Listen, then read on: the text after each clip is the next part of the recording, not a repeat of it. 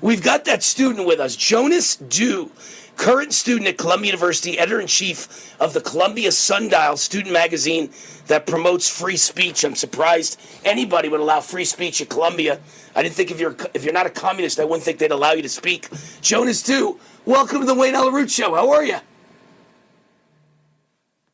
Well, I'm as well as I can be at this chaotic time on our campus. Thank you for having me. I don't know if you know this. You probably thought you're just being booked on a conservative, talk show host show. But I'm a Columbia alumni. That's my alma mater is Columbia University. Oh, I really? Graduated class of 1983 with my classmate Barack Obama. Class of 82 was George Stephanopoulos, another one of my classmates. Pretty much everyone I went to school with is in the Obama administration and now in the Biden administration. So I'm not just a conservative, I'm a Jewish conservative from Columbia University who remembers how bad it was when I went there. I mean, they were all bragging they were communists. Has it changed much with you? I mean, I'm sure they all brag they're radical communists, right? Well, I'm sure you must be very proud of your alma mater seeing everything unfolding on the news. Yeah, sickening. But what I will say is that over the course of the last couple of weeks, what we have seen is just in the rhetoric of the protesters, it's gotten more and more intense and more not just pro-Palestinian, but morphing into anti-Israel and in many cases anti-Semitic. And that's the product of when you have an echo chamber on campus that is the Gaza Solidarity Encampment, where people are living and everybody has the same ideology. And then they do their people's mic where they just repeat after the person on the megaphone saying things like, we have a Zionist who has entered our camp, let's push them out. It's the same at every single protest. It was the same at Hamilton Hall last night where I was. They were chanting protest, they were chanting Intifada, probably a lot of the similar things that you heard back when you were a student here. Yeah, well, listen, remember, I'm Jewish. So when I was a Jewish student at Columbia, I was shocked that most of my fellow classmates in those days, much higher percentage than now, because now they let in all foreigners, and a lot of them are Muslims, and a lot of them hate Jews. When I was there, it was pretty much all Jews. It was all New York Jews and East Coast Jews. And all of them were very liberal to the point of bragging they were socialist, Marxist, communist, and they hated America, and they hated Israel. And I couldn't understand why my fellow Jews would protest Israel and say that Israel was an occupier and a colonializer and all those other things that you hear them say now, they said then.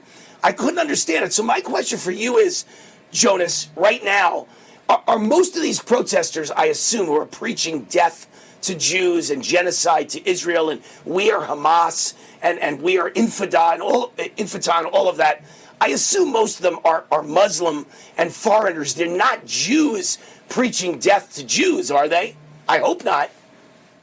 Well, actually, you would be surprised. So a couple things here. So there has been a lot of investigation into anti-Semitism at Columbia, both on the congressional level and at the U.S. Department of Education. And whenever the protesters are accused of anti-Semitism, I don't think all of them are anti-Semitic. I think some of them are. What they say is, we can't be anti-Semitic because we have Jewish students that are anti-Zionists, that are in the encampment, that are supporting liberation and no surprise and all of that, right? Which is the equivalent of saying, it's the classic joke, right? Like, I'm not racist because I have a black friend. Or I have a black friend, right? I have a black friend. It doesn't. Yeah. I have a black woman that comes in as a maid for my family. I'm not anti-black. I mean, someone says that, you just laugh, right? But they claim this is my pet Jew, right? This is my pet Jew. They're in the encampment. They're Jewish. They hate Israel. That means none of us could be anti-Semitic, and that's a gigantic lie because those Jews are self-hating of their own people, and I'm one of them. And I'm just telling you, I'm a Jew, and I'm disgusted by any Jew that would be part of this. It's the disgrace, and it's suicide for the Jewish race that anyone would be part of this. Terrible. Yeah, well, I can't personally speak as I'm not Jewish as to, what's, going on in the minds of the people in Jewish Voice for Peace. But one thing that I'll also add is that you mentioned that you suspect a lot of the people are international, they're potentially Muslim.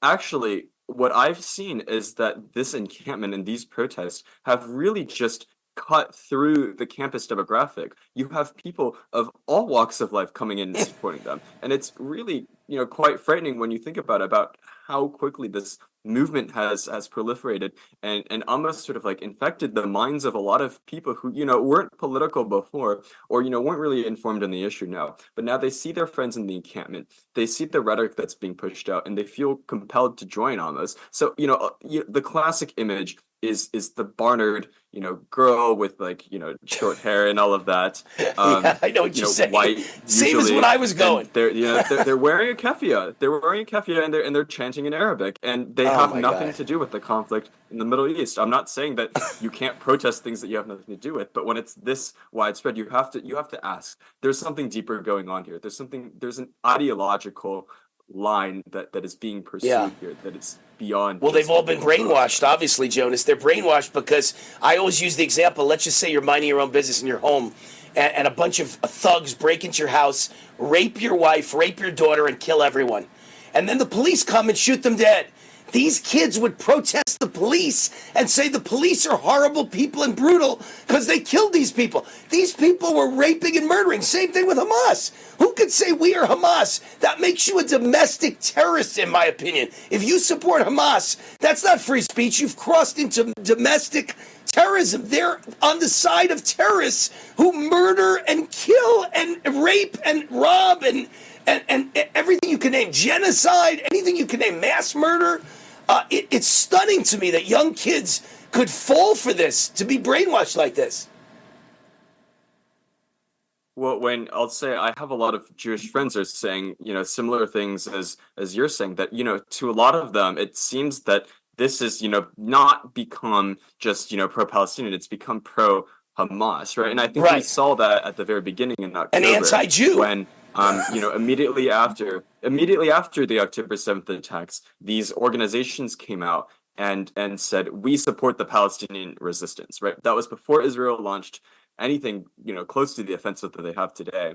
And then they backtracked, obviously, and said, we condemn the innocent loss of life, on all fronts. And now we're sort of moving more away from that and just saying, one of the chants they like to do is for instance, resistance is justified if you're colonized. Resistance is justified, and that's really, in my mind, a code word for any form of sort of physical or otherwise confrontation, including potentially what happened on October 7th again. And I had friends, Jewish friends, who I was reporting on some of the protests a couple weeks ago.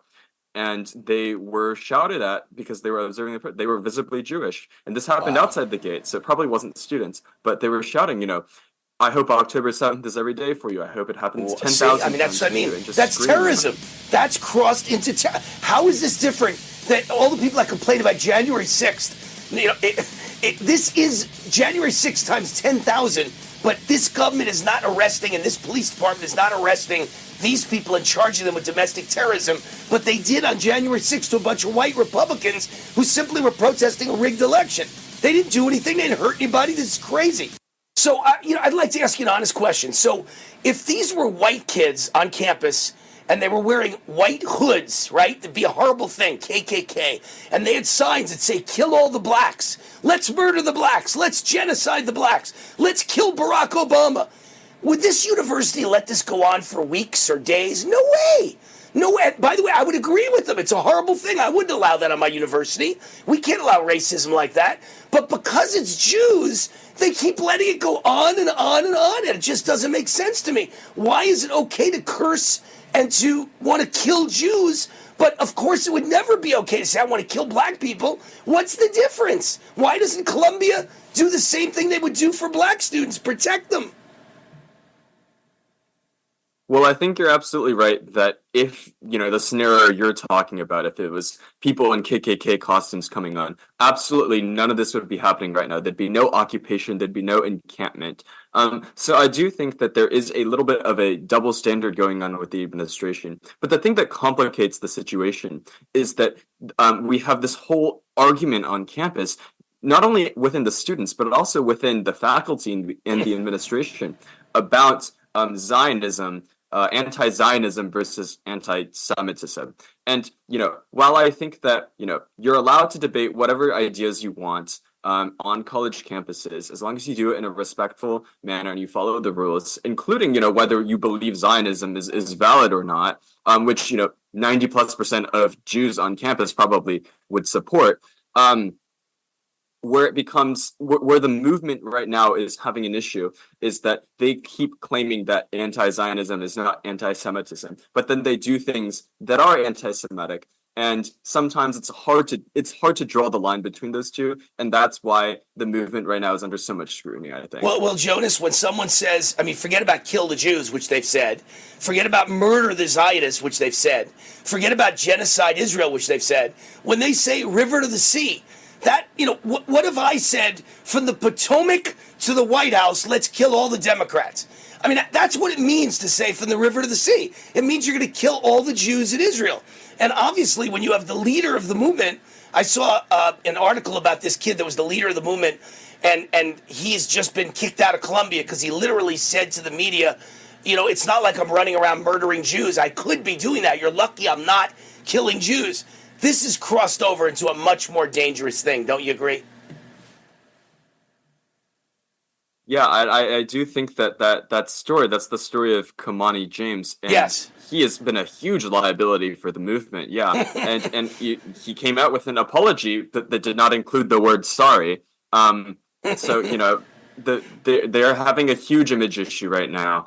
And I do think that a lot of what they're saying is just become completely careless and is really revealing a lot of the true character of the movement. And I have a lot of Jewish friends. I'm very, connected with the Jewish community at Columbia, as many people are, because, it's 20% of the student body. Right. And I believe them when they tell me that when they hear things like Intifada, when they hear things like the word genocide or from the river to the sea, it is very triggering for them because they fear for their safety. Real historical impacts. I agree. Hey, we got to run. Jonas Dew is the current student at Columbia, as in Columbia University. He's the editor-in-chief of the Columbia Sundial, the student magazine that thankfully promotes free speech. We appreciate him coming on and showing us some of that moxie and some of that boldness and some of that free speech. Thank you, Jonas. Appreciate it. Stay safe at Columbia, please. We appreciate it.